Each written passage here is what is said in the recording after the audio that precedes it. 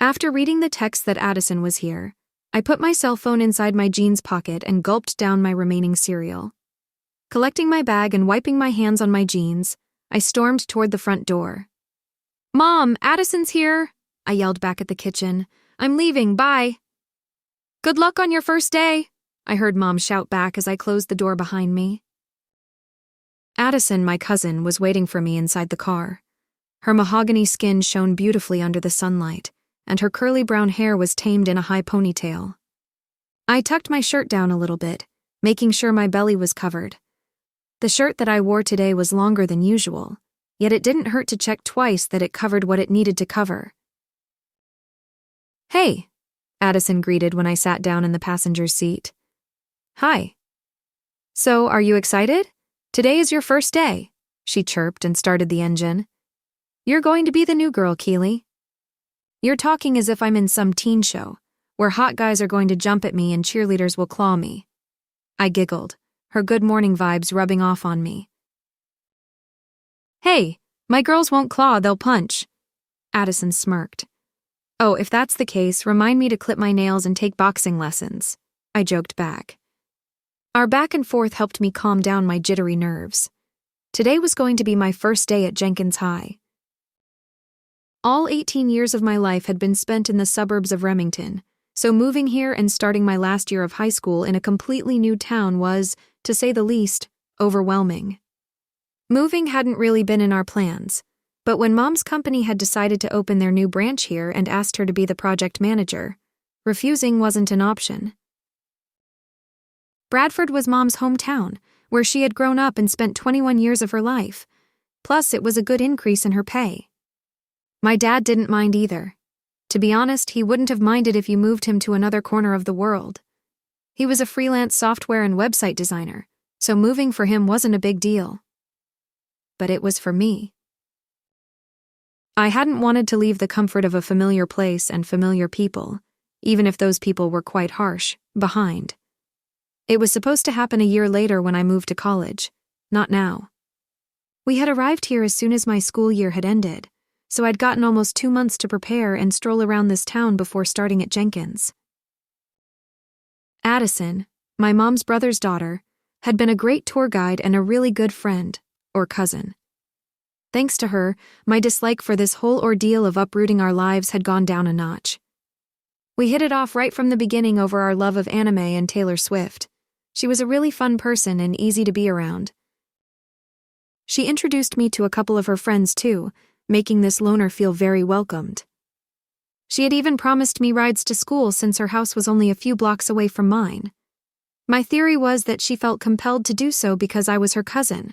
However, I also couldn't refuse. Hitching a ride from my cousin felt more appealing than shoving my body into the small seats of a bus and receiving condescending looks and jibes from other teenagers every morning.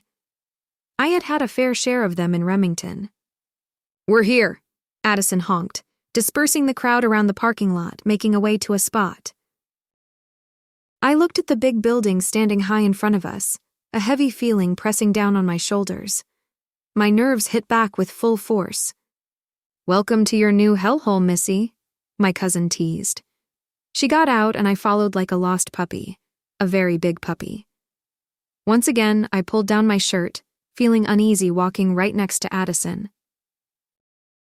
My cousin was not only on the cheerleading team, but she was also in track, one of their best sprinters according to her friends.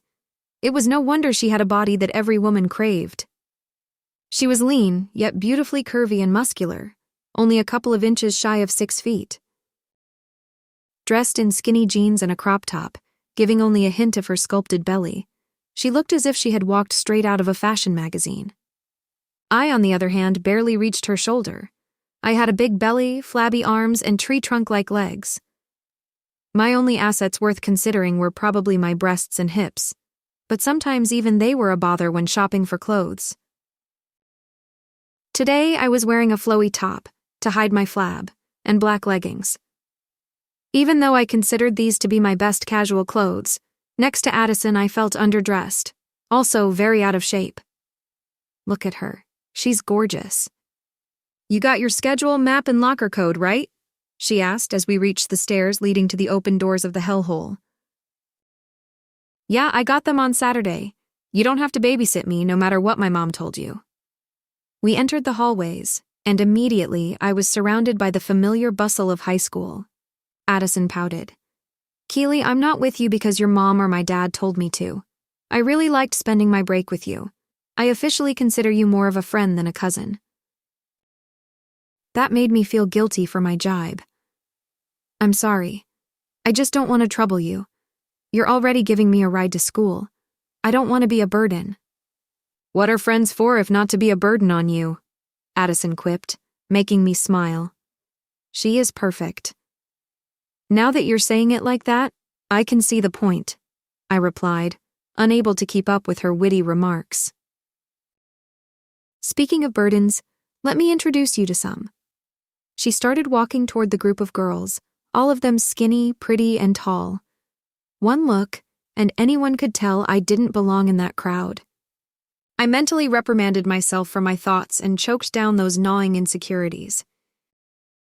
If not for Addison, I'd have been a complete loner here. I should have been grateful that I wouldn't be spending my first day awkwardly trudging around these big premises. So, with an excited smile, I followed Addison, letting her be my mentor. How's everybody's first day going? Our teacher asked. This was today's third class. A collective groan was his answer with some boring and fine answers. Obviously, these students didn't share his enthusiasm. Is it in your job description to always be this angsty?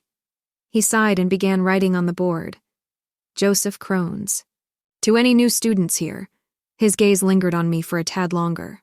I'm Joseph Crones. You can call me Mr. Crones. I nodded when he looked at me again. Am I the only new one in this class? Since it's our first day of English, why don't we… He was cut off when the classroom door opened. A boy walked in and handed a slip to Mr. Crones. I couldn't help but study his features. He was tall, easily over 6 feet, and built like an athlete. By the bulging muscles of his arms, you could easily figure out the rest of his physique was just as sturdy and muscular. His eyes fell on me, and I realized I was checking him out.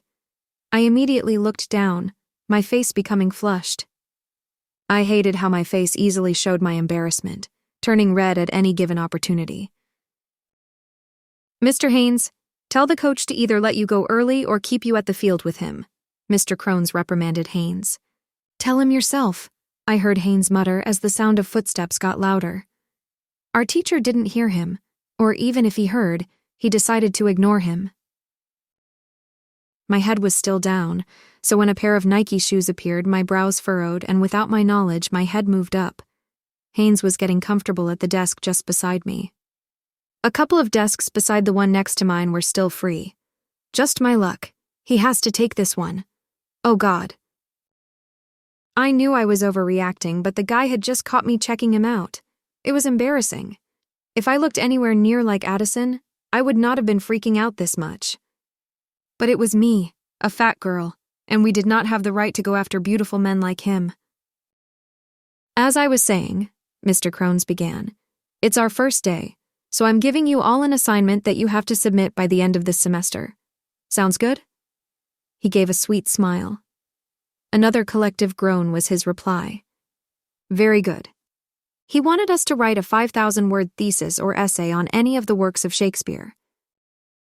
We needed to do in-depth analysis of his work, and also present how it was affected by the politics and culture of the Elizabethan period.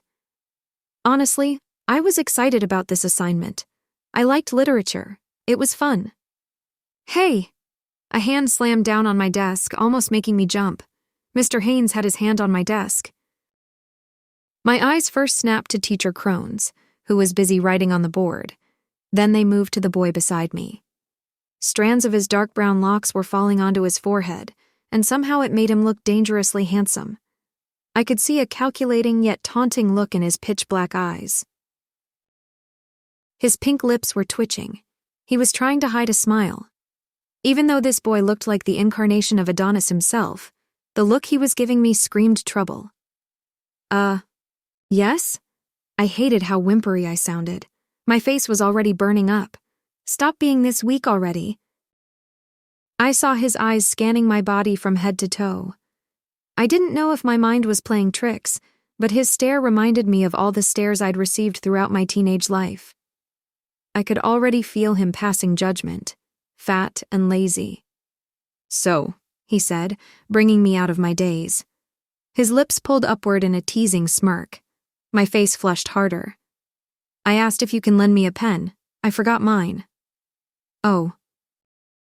I moved to pick a pen out of my backpack, but my gaze fell on his jeans pocket. 2 pens were already peeking out of it. What was he trying to pull? "No."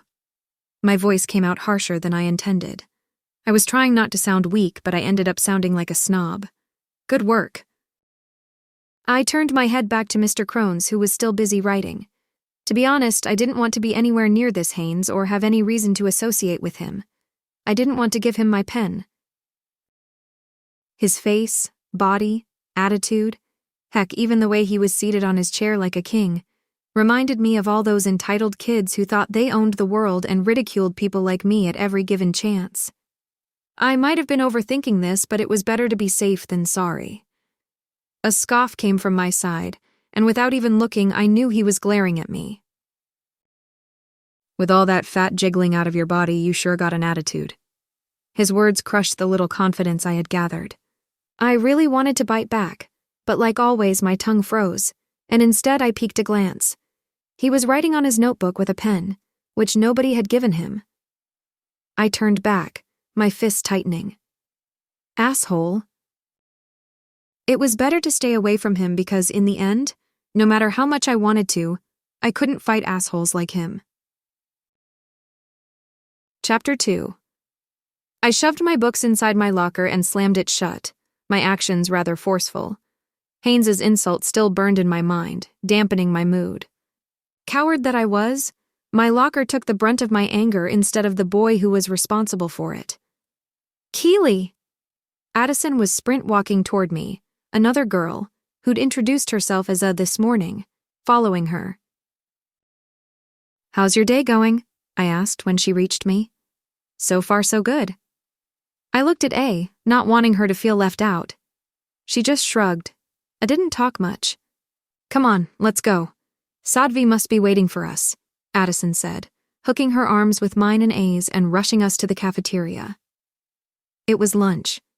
Addison had invited me this morning to sit with her and the girls. What a cool cousin I have. "What about you? Any scandals yet that us cheerleaders must gossip about?" my cousin asked. I let out an ugly snort. "I'll let you know. I heard that your English class is taught by Mr. Crones." I nodded. "He's a pretty cool guy. Mind you, annoying but cool.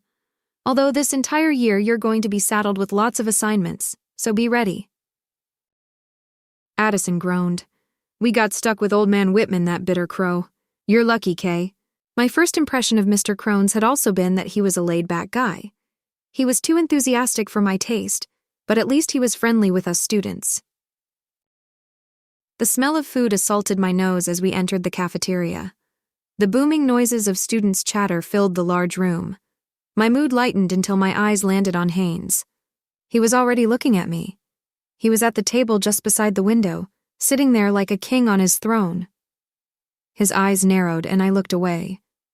Jerk. "Let me introduce you to the boys," Addison said. She waved at the guys at his table. Other than him, there were 4 more guys. 2 of them waved back. "No. It's okay. We don't have to disturb them." I refused, but Addison had already begun dragging us to their table. Despite my reluctance, she pulled me with her as if I weighed nothing, and that was saying a lot. What does this girl eat? "You'll love them, except James. He's a prick." We reached their table. Addison high-fived a blonde guy. Addison greeted them all with a single nod, and I looked anywhere but at him, all the while feeling his glare. "Is she the cousin you were talking about?" blonde guy asked Addison. Addison nodded. "Keely, this is Lucas. Lucas, this is Keely." "Hey." I gave a small smile, my shyness peeking its head. Lucas was a handsome guy. He had sharp facial features with green eyes and heart-shaped lips. He probably had many girls vying for him. "It's good to have a beautiful face around," Lucas said with a genuine smile. "I hope we'll have some of our classes together. Addison's cousin is my friend." "She better remain your friend. We don't want you dating a cow," a voice commented. "Haynes." My smile dropped. That hurt. "Shut up, James," Addison glared at him. So he was called James. "You just want everyone to be as miserable as you, don't you?" James Haynes rolled his eyes. Okay. Lucas jumped in, his eyes dancing between Addison and James, who were in a glaring competition. "James, you've been in a bad mood since history. God knows why. But you don't have to take it out on others." Addison huffed, putting her arm around my shoulder. I felt like a dwarf, a grateful dwarf. She'd stood up for me. If I could only do the same for myself. "We're leaving," my cousin spat. "Sadvi is waiting for us anyway." As we began to walk, Lucas stopped us. "Hey, don't let this sourpuss ruin your mood. Don't go. By now Sadvi must have found other girls." He looked at me. "Keely, I apologize for him. He's having a bad day." "That's not an excuse," A muttered. "Yeah, it's not." Another guy stood up. He was wearing glasses, which gave him a look of maturity. "Look, why don't you guys sit here with us? We all want to know Keely." He became 100 times more charming as he smiled. "It's going to be our treat," the poor guy added when Addison didn't reply. I heard James scoff, probably holding in some remark about my weight and how I'd eat too much. Addison glared at him but relented anyway. I had hoped she wouldn't, but by now we all had established she was our leader. We did what she said. I settled in the seat beside Lucas, hyper-aware of how much space I occupied. It didn't help that James was right in front of me, looking like he wanted to chop my head off for sitting beside his friend. Am I that bad? The other guys introduced themselves. Matt, the guy with glasses, and Axel and Keith, the other two, went to grab our lunch. It was their treat after all. "So, Keely, are you having a good time here?" Lucas stopped, his face scrunching in a cute frown. "Let me rephrase that. You're not getting bored too much, are you?" "Not much. Teachers here are pretty okay." "Cool.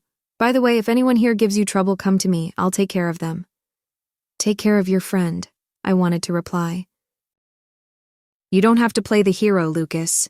She's already got me for that," Addison chimed. "Addie, let me impress your cousin," Lucas pouted. He was so sweet. A chuckle slipped past me at his adorable shenanigans, but it stopped as soon as it came when I saw James looking at me with narrowed eyes.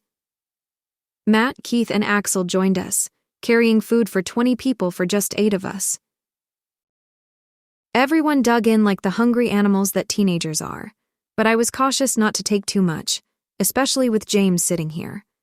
I didn't want to give him any more ammunition. It felt like my every action was controlled by how he'd react. As the food reached our mouths, the chit-chat at the table ensued. I learned that Lucas was the captain of our football team. I had suspected him of being athletic with all the muscles and height he had. James was also on the team. The two seemed to be good friends. I gathered as much when Lucas kept throwing insults at James and receiving equally harsh ones back. According to Matt, James and Lucas were their key players. I took him at his word. Keith and Axel were on the track team. Addison spent most of the time talking to them about their next tournament. Lola listened quietly as Matt whispered in her ear. He was so close that he almost sat on her lap. "They're dating," Lucas informed me when he caught me glancing at them. Lucas asked me about my town and previous school. I answered all his questions and he listened patiently. It was flattering that a guy like him would pay any attention to me. His amiable nature gave me the courage to ask him questions myself. We talked about football, but when I couldn't keep up with him, he switched the conversation to the subjects he was taking. I learned we shared calculus and PE. This lunch would have been the best one that I had in a long time if not for James Haynes. I tried to block him out, but it was difficult when he kept throwing glares my way. Thankfully, he didn't make another remark about me. He didn't even say a word to me, silently settling on an "I wouldn't mind killing you" look. I should have given him that stupid pen. Keely. Yes. I looked at my dad. We were on the couch. After returning from school, wolfing down some snacks and sleeping for an hour, I had finished my homework. It hadn't been much since it was our first day, although I had yet to start on Mr. Crohn's assignment. Now it was approaching 7 p.m., and my dad and I were in the living room. I was on my phone and he was doing his work, glued to his laptop. Dad had already prepared dinner. We were waiting for Mom to return from work. "Which color is better?" he asked, turning the screen to me. 2 browser pages side by side with the heading ample.com stared at me. He was asking about the theme color. One was a darker brown fading into light brown. The other was also brown, but a different shade. I pointed at the first one. "I also like this one." He smiled and closed the web page. My eyes were still on his screen when I noticed unfamiliar software. "Wait, why aren't you using Atom? It's your favorite tool," I asked. He always used Atom IDE to design websites. The client wanted me to use this one. "Is the software new? I haven't seen it before." "Yeah, it was launched a year ago." He began typing on his laptop before stopping again. He looked at me, his brown eyes gleaming. "Do you want to see its features?" I nodded eagerly. I guessed I shared my father's interest in designing websites and coding. "Okay, kiddo, don't make fun of me. I'm still learning." "I can't promise you that," I smiled. Because of my dad, computer science was my favorite subject. Today, I was excited to attend that class. However, the excitement poofed out of me when I saw James sitting in the computer lab. I could have handled that, but the teacher had asked us to sit alphabetically, and because K comes after J, we had to sit side by side. For almost an hour, I'd had to endure his judging gazes, and whenever I made the mistake of looking over, I was showered with fat jokes. My 2 favorite classes, English and computer science, had now turned into not so favorite. If that wasn't enough, we also shared calculus. But Lucas had been there to keep him in check, so it was bearable. Even though I was grateful, I felt bad that Lucas had to fight his friend for me. He was such a kind person. If only I could fight for myself. Our front door opened and Mom walked in. "Welcome back," I said before turning back to the laptop screen. "I'm going to take a shower." She put her purse down on the free chair. "And I want this laptop closed and you 2 at the dining table before I come back." With that warning, she headed upstairs. "Yes, Mom. Yes, sweetie," Dad and I muttered together. I prepared myself for the upcoming interrogation at dinner about the first day of school. My mother already had a lot on her hands with this new office of hers. She didn't need to hear her daughter complaining about a mean teenage boy. I'll probably leave out the James part. Chapter 3. Keely, Lucas, who was sitting right next to me, whispered. I turned my head to look at him and raised my brows to ask, "What?" We were in calculus, and Mr. Penson, our teacher, was droning on about the differentiation of trigonometric functions in the front. After this, only one class was left before school ended. It was my 5th day, and I had already made some good friends, Lucas being one of them. Being related to Addison had played a great part in that because never in my life had I expected to be friends with such a popular group. Lucas threw a note at my desk and it landed right above the textbook. I picked it up and unfolded it. "We're going to the ice cream parlor after school. Want to join?" The first question that sprung up in my head was, who are we? Even though I sat with popular kids, I was still not immune to judgmental gazes. In fact, being with them put me more in the spotlight. I hated attention because I'd never gotten any that was good, especially since that day. I didn't want to be in a crowd who'd leer or snicker among themselves pointing at me, and some people who Lucas and Addison hung out with tended to be that way. I looked up, and my eyes unconsciously drifted to James, who was sitting on Lucas's other side. His narrowed eyes were already aimed at me, displeasure at my mere existence seeping out of them. Unable to take the intensity of his gaze, I looked down, back to the note, I knew whoever was going to be we, it'd definitely include James. He and Lucas always hung out together, and it baffled me how a kind person like Lucas was best friends with the spawn of Satan himself.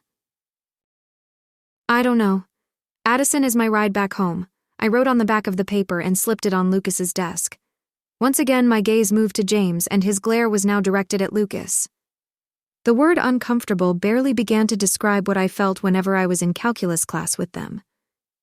Lucas had always tried to include me in their conversations, but James's offhand insults had shut me out. The last time, Lucas asked for my help to solve a problem from an assignment that I had already finished at home.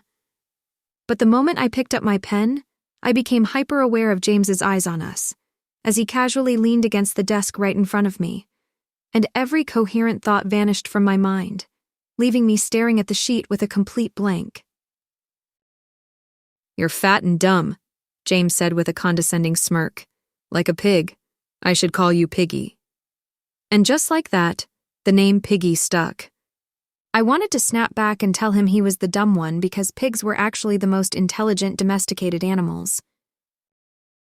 But that wouldn't have made it any better. He would have come back with a crueler insult. However, Lucas, like the great guy he was, stood up for me, but the damage had already been done. A slip of paper fell onto my lap, bringing me back to the present. "Ask Addison to come too. It'll be fun, please." I turned my head and saw Lucas giving me an exaggerated pout. I had to bite my lip to stifle a laugh. I never expected the big quarterback of our school to pout like a child and look so cute.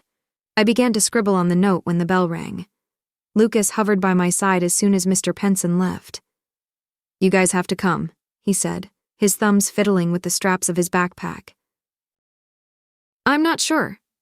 I finished packing my things and zipped the bag. I stood up and turned to Lucas. "Addison has practice after school, and I'll be in the library to work on my English assignment. If Addison's not free, then at least you should come. It's not just us guys. A and Sadvi are coming too." "But my assignment." I made another attempt at passive refusal. "It's the start of the year. Don't dig yourself into studies right now. You'll have plenty of months for that. For now, you should enjoy your last year." Lucas didn't back down. "So, you're coming, right?" He looked at me eagerly. "Okay." I relented under his big eyes. "Be at the parking lot after school." He grinned when I nodded. "Piggy," James called, standing up from his seat. "Don't you have a computer class, or is flirting with Lucas more important?" My face fell at the accusation, and a strong blush coated my cheeks. Lucas glared at him. "Don't waste your breath, though. He'll never go for a girl like you," he finished monotonously. It was like James was on a mission to ruin everything good in my life, including my friendship with Lucas. I had already been reminded countless times by him that I wasn't good enough for his friend, not that I was interested. I never mistook Lucas's kindness for anything more than friendship. "You know what, James?" Lucas began. Oh no, and I saw his nostrils flaring. "I wouldn't mind being with Keily. She's beautiful, smart, and most importantly, not an asshole like you. In fact, I'll be lucky if she ever dates me." I gaped at him, horrified. What did he just say? I looked at James and visibly flinched at the glare he was giving Lucas. As if he knew I was looking at him, he turned to me, a vicious smirk marring his face. "Don't expect me to pull you out when you get crushed under the cow," he snarled, his eyes running over my body contemptuously. "God damn it, James," Lucas yelled, attracting the eyes of others who were still in the classroom. "You're taking it too far." "I need to go," I muttered, and stormed out of the room without looking back. The second other students had looked at us, it had become too overwhelming. I can't face this humiliation. I heard Lucas calling me from behind, but I was too vulnerable to face him right now and kept my pace until I reached the computer lab. I sat at my assigned system and took deep breaths. My hands and legs felt shaky and my vision blurred a little, warning of oncoming tears. "Don't you dare cry because of that asshole. Don't!" I bet James didn't realize how much words hurt, especially when you heard them again and again. Fat cow, pig, flab, whale, fatty? There came a time when you couldn't ignore them, and they started sticking with you, eating away at your self-esteem. And now, his every insult has started to stick. The way he degraded me in front of Lucas, it was too much. I took long breaths, looking at the ceiling to stop the tears from falling. I wasn't going to lose it in the middle of the school lab with others around. I heard the chair beside me move and a large body slumping on it lazily.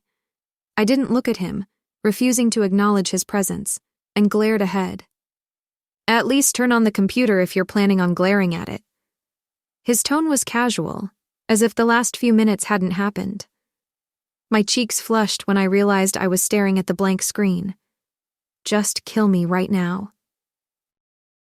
Immediately, I pressed the power button and switched on the stupid system to avoid embarrassing myself further because James fed on it.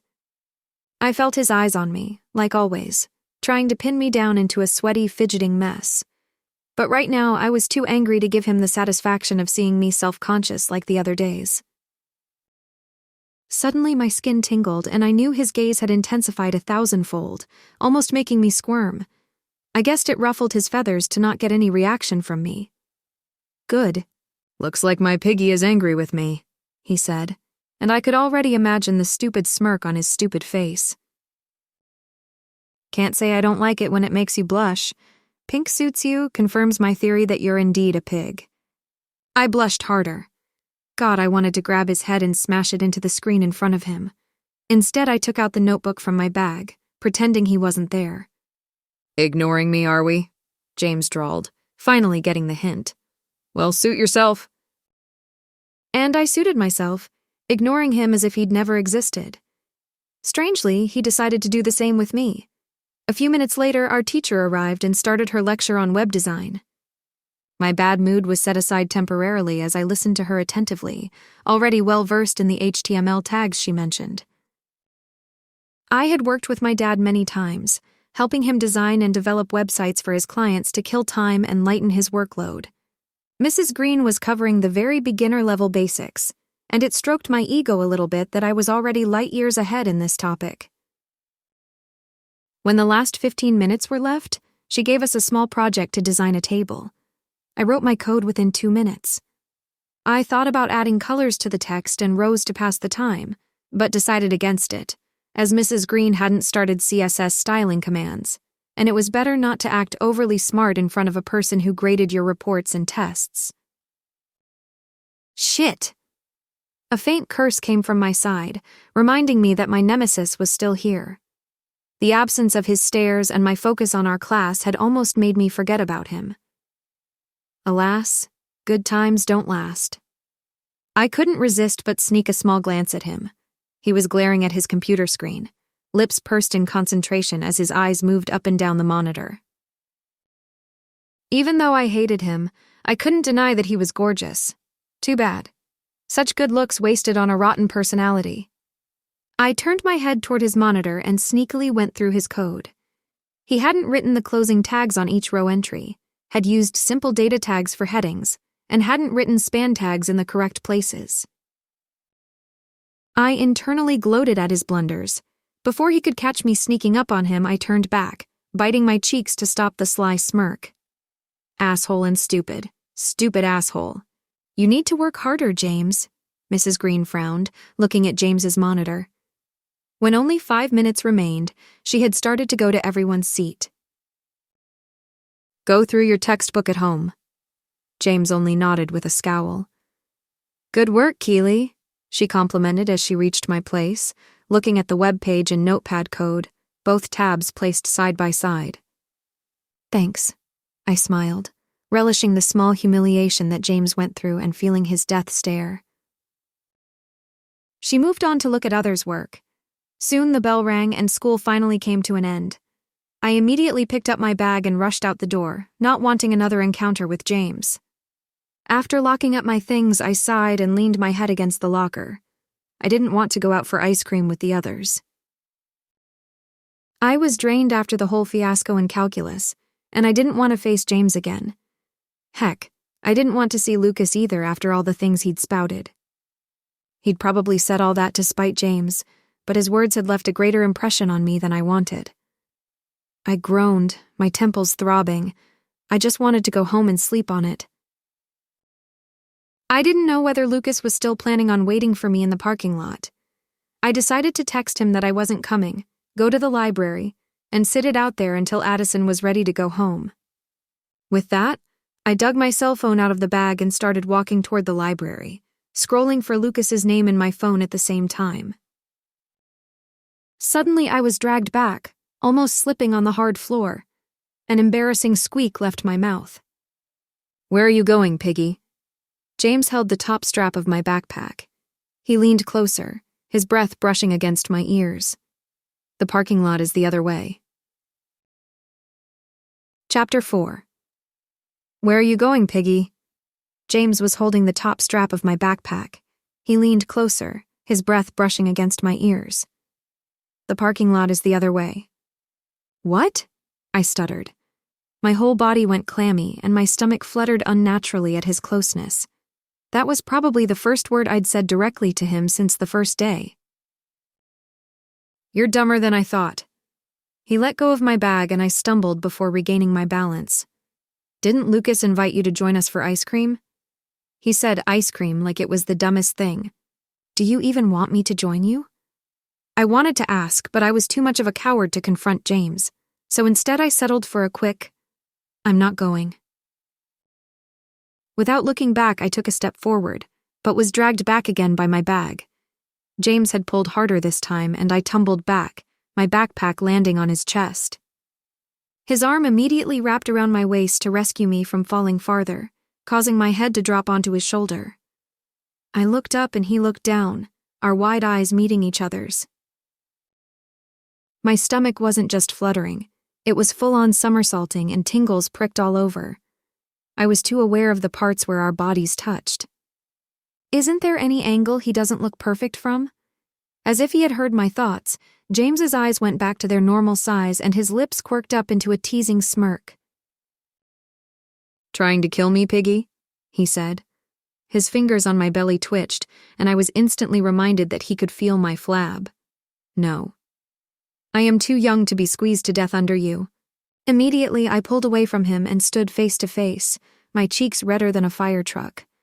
I looked around to hide my blush from his taunting eyes.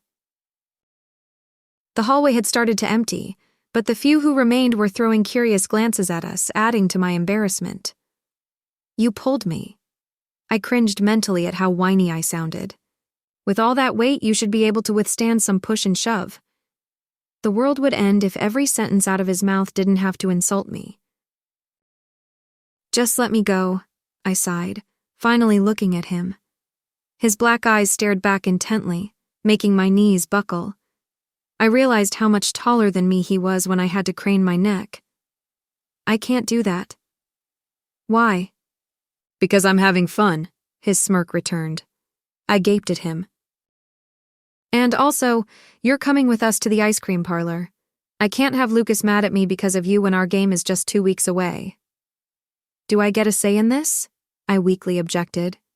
"Seriously, how much of a pushover are you, Keily?" "No," James simply answered, grabbed my hand and started to drag me toward the school doors as if it were an everyday thing. He didn't seem slightly troubled about bullying a girl into following him. At first, I followed his advice and resisted silently by digging my shoes against the floor and using my weight to stop him, meanwhile ignoring how warm his fingers were wrapped around my wrist. But my strength was nothing compared to his. James was a football player, and his training showed when he kept on walking without even looking bothered by my feeble attempts. When we reached the parking lot, there was no sign of Lucas or his car or the others who were coming. They had already left. I sighed with relief at not having to face Lucas, at least for a day. "Fucker left without me," James cursed. He still held my wrist, so I gave it a small tug to make him let go. Instead, his grip tightened, and he looked down at me. "Looks like our lover boy doesn't care about you." He smiled, and I would have found it genuine if not for his eyes, which had a wicked glint. "But I do. Let's go." My hand was yanked, and once again I was dragged, this time to a black Chevy Camaro on the other side of the parking lot. I didn't know much about James's family, but to own that expensive piece of metal, they had to be rich. James opened the passenger door and raised his eyebrows, gesturing for me to enter. "You don't have to take me," I said, looking down, and I clutched the cell phone in my hand tightly. "Don't waste time." He sounded irritated, like everything was my fault. Not having the courage to fight back, I slipped into the passenger's seat quietly and adjusted the seatbelt. James closed the door with a loud thud, almost making me jump, before walking around to sit in the driver's seat.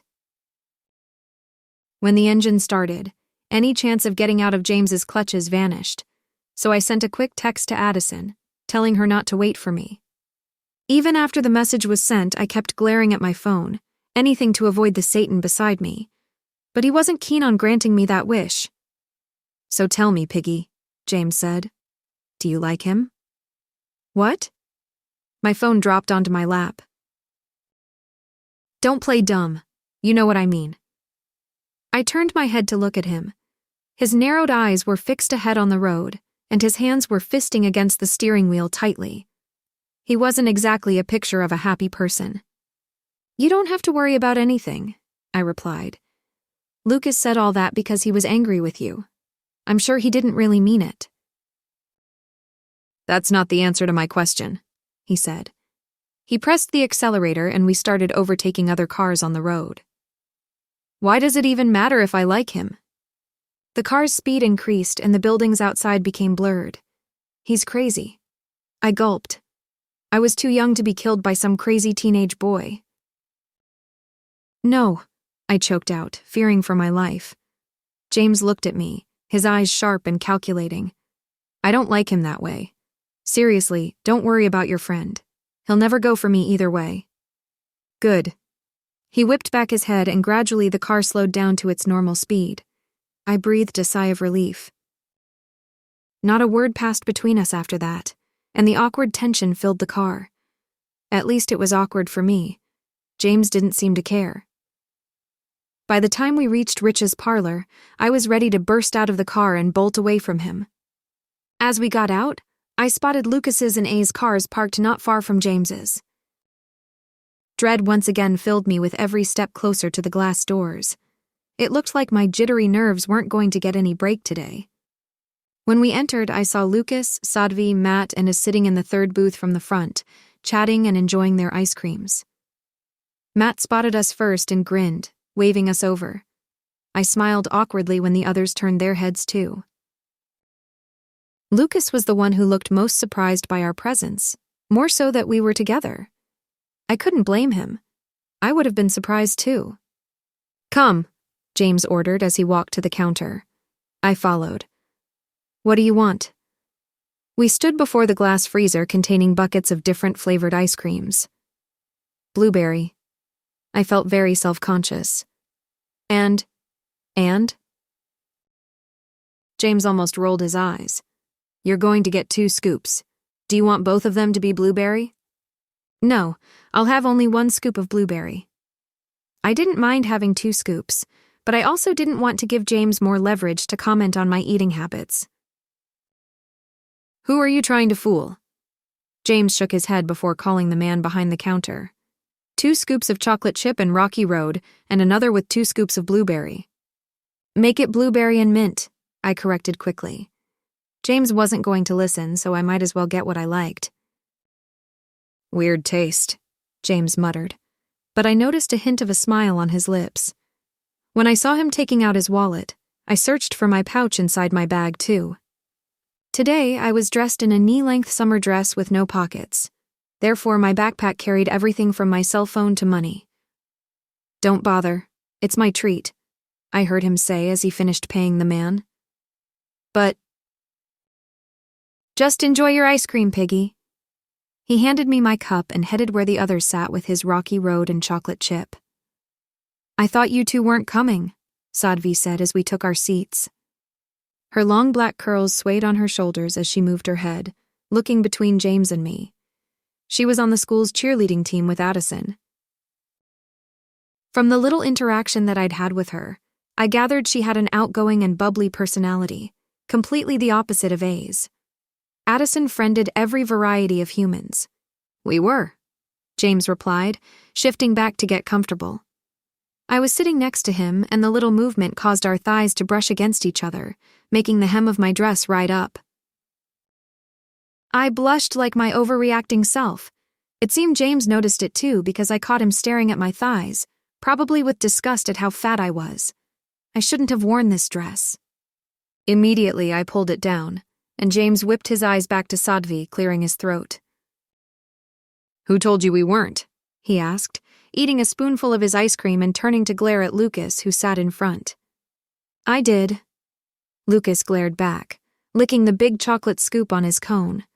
Everyone else looked at them silently, biting down on their treats. So you decided to leave Piggy hanging after begging her to join us. Lucas's glare dropped, and he moved his head to look at me apologetically. Keely, I'm sorry. I was embarrassed to see you again after I said all those things, and I left you abruptly. His cheeks tinted a little. I didn't wait because I thought you weren't going to come. You guessed right. I wasn't. I was kind of embarrassed too, I replied honestly, the burden on my chest lifting. But James insisted, so I tagged along. That wasn't honest. I had been literally dragged here, but I didn't want to humiliate myself. I hope I didn't make you uncomfortable. Absolutely not, he said, smiling. His smile made me smile back, relieved that our friendship hadn't been ruined. I'm such an asshole that I didn't even text you that we were leaving. You have every right to be angry with me. You are an asshole, James interrupted before I could answer, and she should be angry. Lucas's smile turned into a scowl as he faced James. And who are you to speak? It's your fault that this ever happened. You were fucking bullying her. What I do with her is none of your business. It's between her and me, he retorted nonchalantly, taking another bite of his rocky road. Can you believe this motherfucker? Not again. Wasn't James here to make up with Lucas? Stop it, you guys, I muttered, annoyed, stepping in between the two. The girl you're fighting for looks terrified of both of you. Instantly, every pair of eyes at the table was on me, and my face burned with the attention. I realized I had been watching those two fight with a terrified expression. I wasn't afraid of them. Okay, maybe a little of James. But seeing them angry at each other because of me was horrible. As much of a jerk as James was, he was Lucas's close friend. And I didn't like being the cause of their fight. I'm sorry, Lucas sighed. James just scoffed, looking down at me. Yeah, total jerk. Fortunately, there wasn't any more quarreling between them for the rest of our time together. But I noticed the two glaring at each other from time to time. Matt and Sadhvi took charge of returning the table's mood back to jovial by talking about the upcoming football game. They somewhat succeeded, and James and Lucas commented here and there. My mint ice cream had melted into the blueberry before I even noticed. Nevertheless, I gulped it down, savoring the sweet taste. Keely, wait! Sadhvi called from behind me as I was about to push the shop's door open. It was approaching 6 p.m. when everyone decided to head back home. Lucas, James, and Matt were already outside. No, Keely. Go.